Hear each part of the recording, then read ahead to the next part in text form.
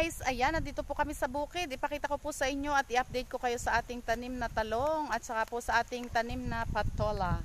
Ayan po.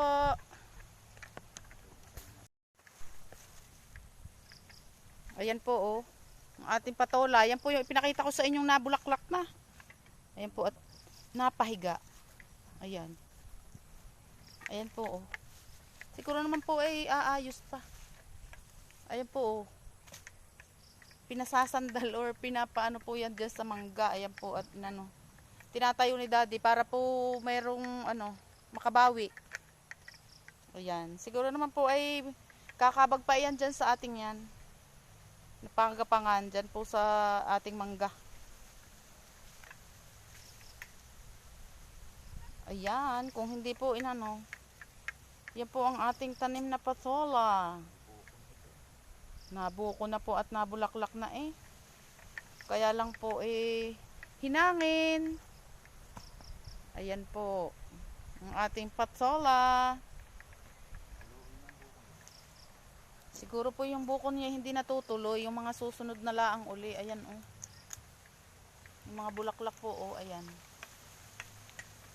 Ayan po may buko na oh. Ayun oh. Baka hindi na yung tumuloy at napagpagpag na ng hangin. Ayan.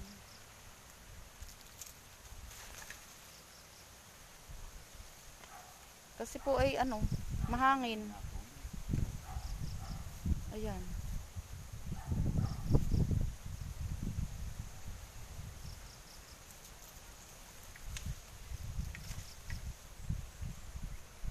Yan po ang ating patola. Doon pa po ang isa. Ilan naman po ang isa, meron pa po din ang isa. May isang piraso pa po din eh. Dini po sa tabi ng ating mga talong. Ayan, ang talong. Binahana ang talong. Ayan po oh, ang ating ano din eh. Oh, maganda na po din eh. Oh. Ayan, ang ating patola. Ayan. Ayan po o dyan. Siguro may buko na po ito. Hindi naman po siya na ano. Hindi po kagaya ng isa na tumba.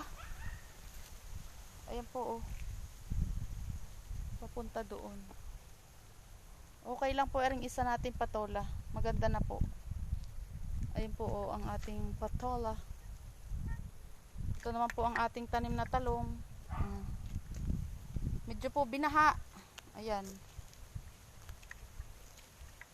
Yan po oh, may baha. Dinaanan po ng tubig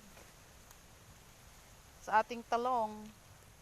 Ayan, pagkatapos po ng maulan, ayan po ang nangyari. Buhay naman po, kaya lang ay di binaha. Ayan po oh. Yan po ang update sa ating talong at saka po sa ating tanim na patola. Ayan po. Meron pa po doon sa babang patola. Ipakita ko rin po sa inyo mamaya.